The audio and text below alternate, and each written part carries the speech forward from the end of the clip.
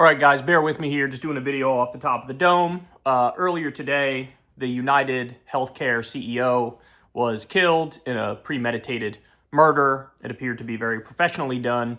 The person was able to hide their identity. They were able to use a silencer on their pistol. They hopped on a bike and got out of there real quick. This CEO was going to some sort of a meeting. I actually think he was going to discuss some kind of a merger. And just before 7 a.m. in New York City, in the middle of the city, he pulled up, killed him with a pistol, with a silencer, shot him in the back, walked away, hopped on a bike, got out of there, and escaped to Central Park. As of the recording of this video, I do not know if he's been found yet. There's no reporting that he has been found. It's very possible that this dude ends up getting away. And so I wanted to wait a little bit to make this video to get a little more information about the motive of the guy who did the shooting.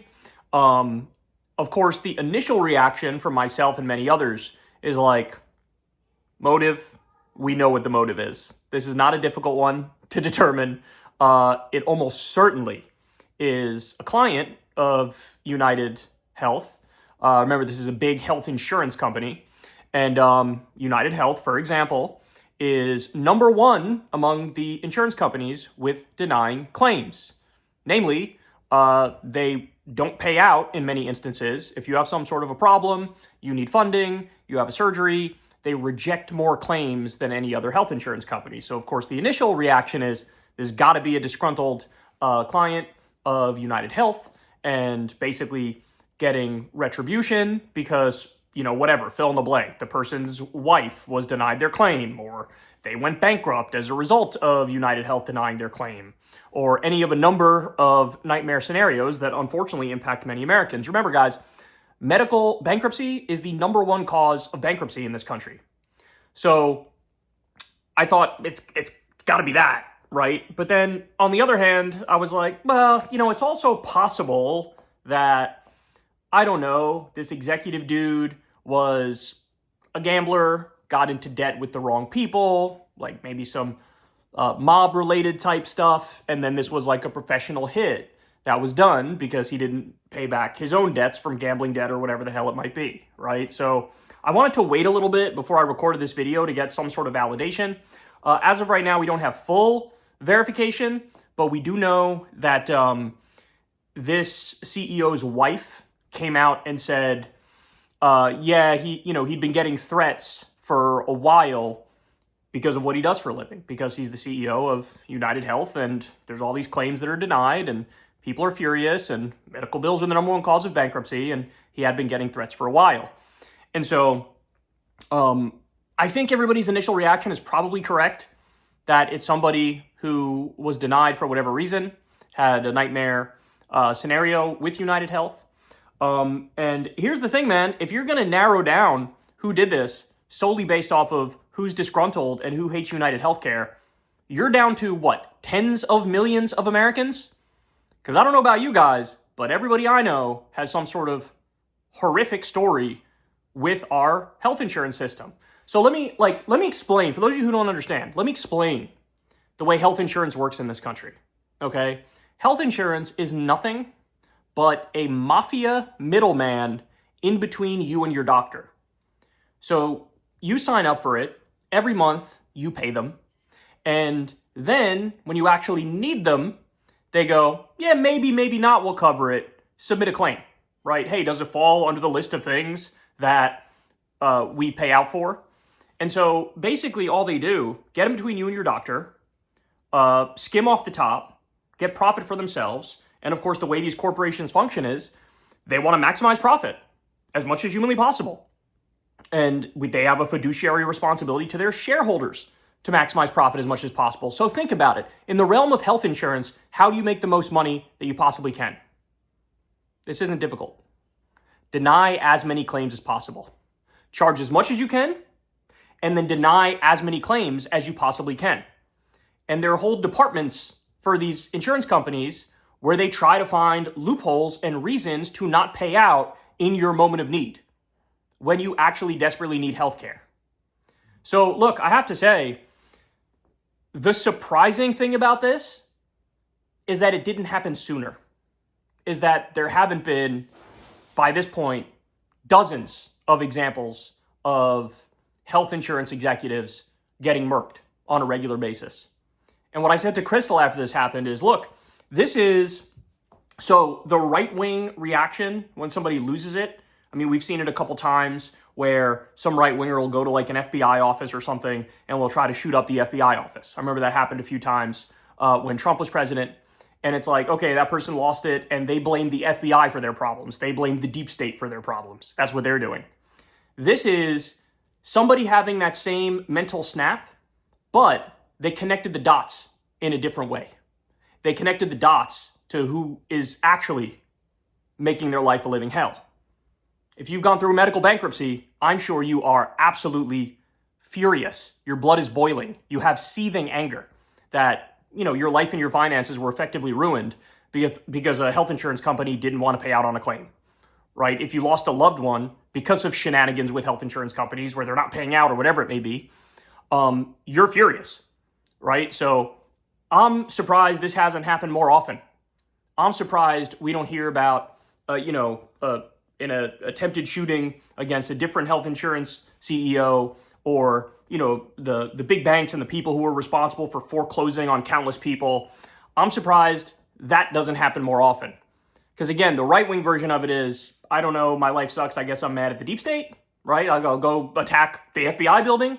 This is somebody who just connected the dots and said, wait, this is the real enemy. The real enemy are the insurance companies that are making colossal amounts of profit and denying care as much as possible. So look, it was going to happen. This was going to happen. If you screw people over long enough, if you deny them care, if you price gouge them, if we have effectively a broken healthcare and health insurance system, this was going to happen. And guess what? It's going to happen more. This is only one of Lord knows how many moving forward, because if people start to actually connect the dots, they're going to realize who's really ruining their lives, right? How the profit motive has ruined this country, how in many instances, things that should not be in the realm of capitalism, in the realm of profit, in this country, we privatize almost everything we can, right? With few exceptions. We even have private prisons in this country. There's public prisons, but of course there's private prisons. Well, what a perverse incentive structure.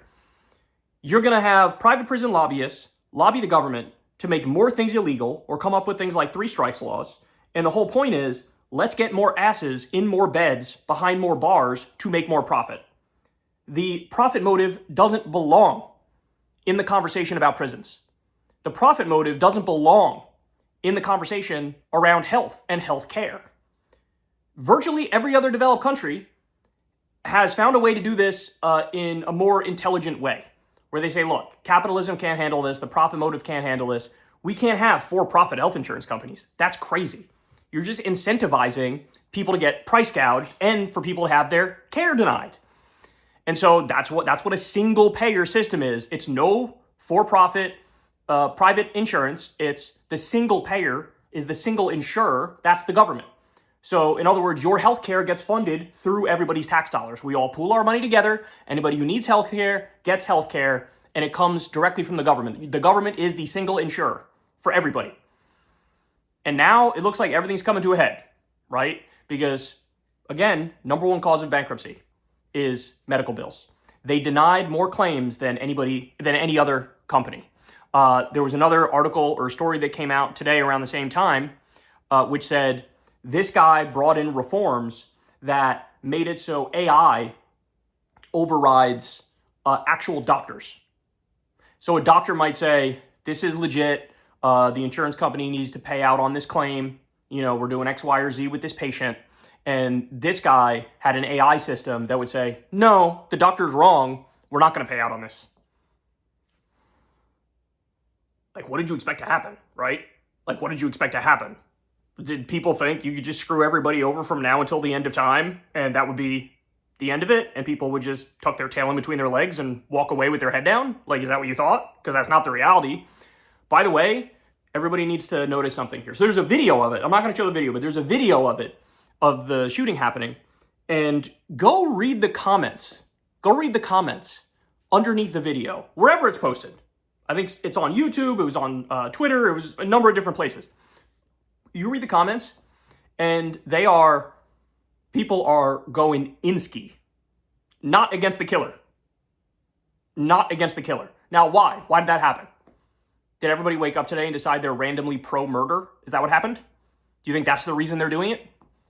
No, people are reacting like that because they understand how broken and grotesque and backwards this vicious system is that puts people through a meat grinder and acts like it's normal, right? See, this is the thing.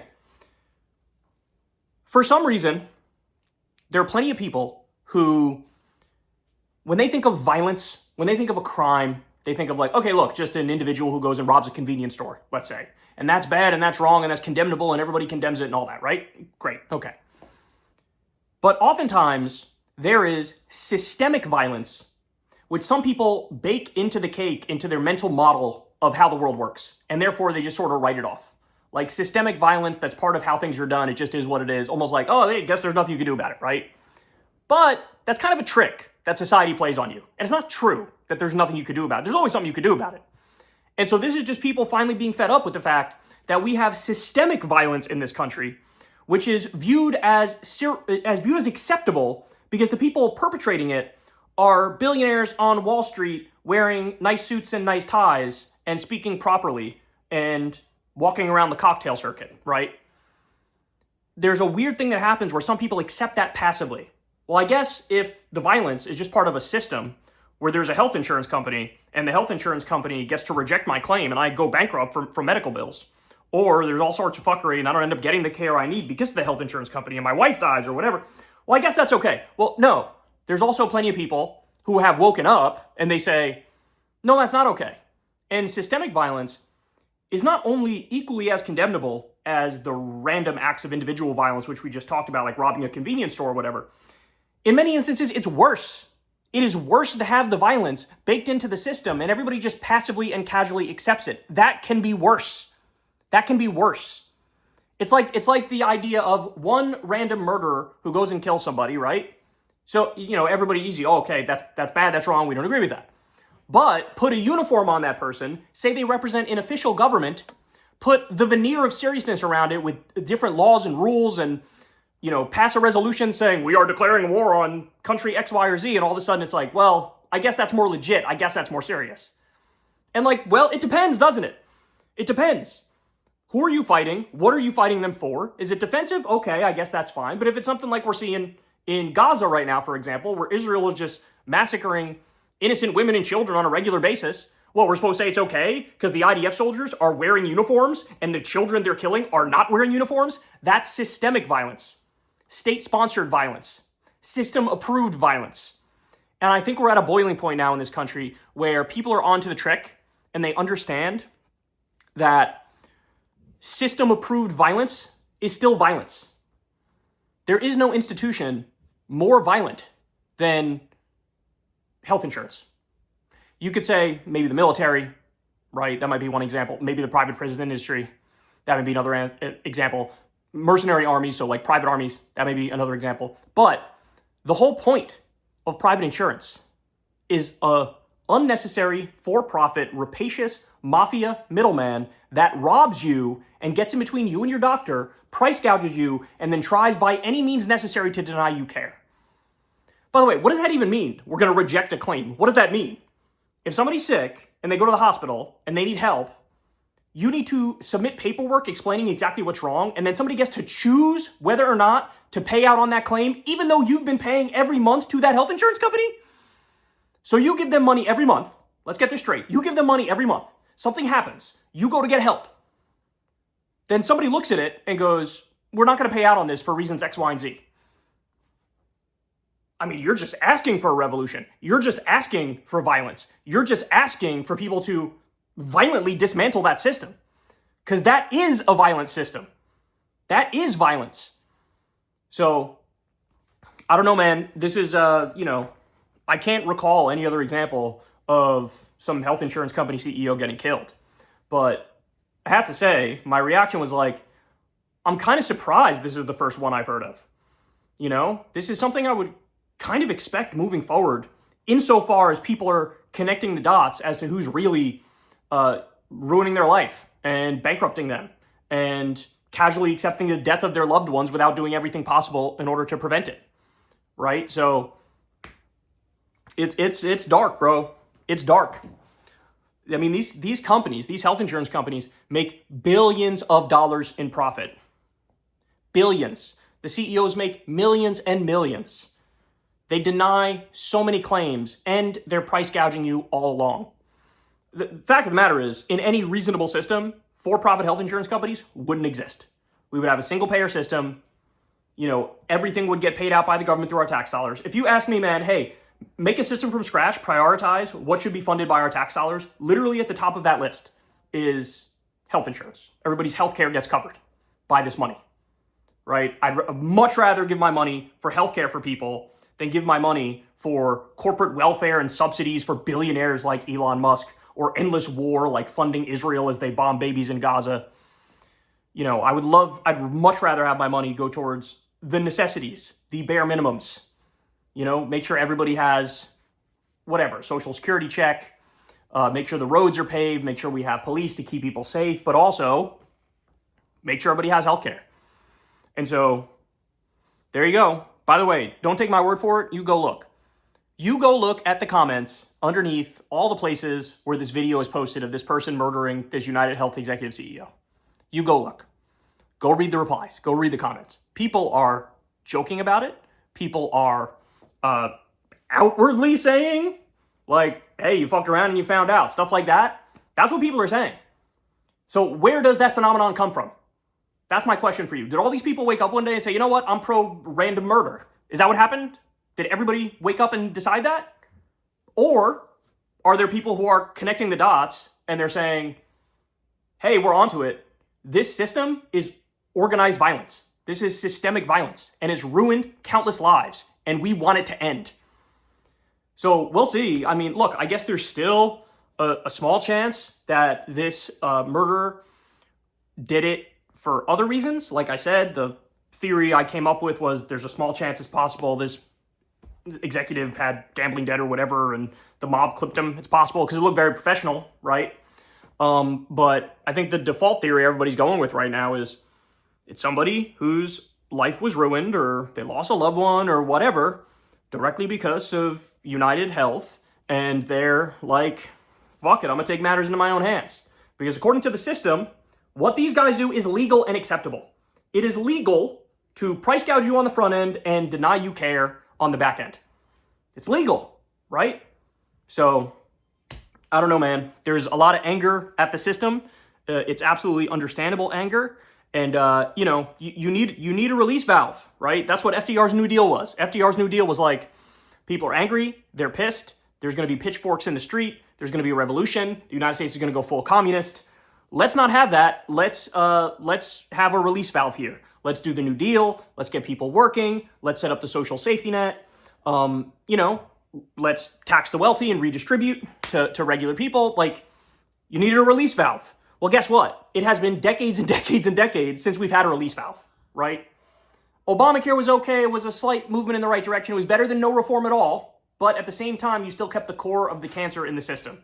The core of the cancer being for-profit health insurance. And so, look, it looks, again, this is what happens. I'm surprised there's not more of it. And there very well may be more of it, right? Because you put your middle finger up to people for so long and said, shut up and accept the systemic violence. This is the reaction, bro. It's like a law of nature. Getting mad at it is like getting mad at the weather, right? Do something to actually address the core of the problem. We need to nationalize health insurance and make sure everybody has health care and nobody gets denied a claim for any fucking bullshit reason and nobody's price gouged on the front end and denied on the back end. It's not that difficult, right? It's not that difficult, but we're so used to having this capitalist hellscape where everything's got to be for a profit, everything's got to be to make a buck, and people get rich off your misery. And this is what happens. So there you have it. I'll give you more updates if/when we get them, but that's what it is.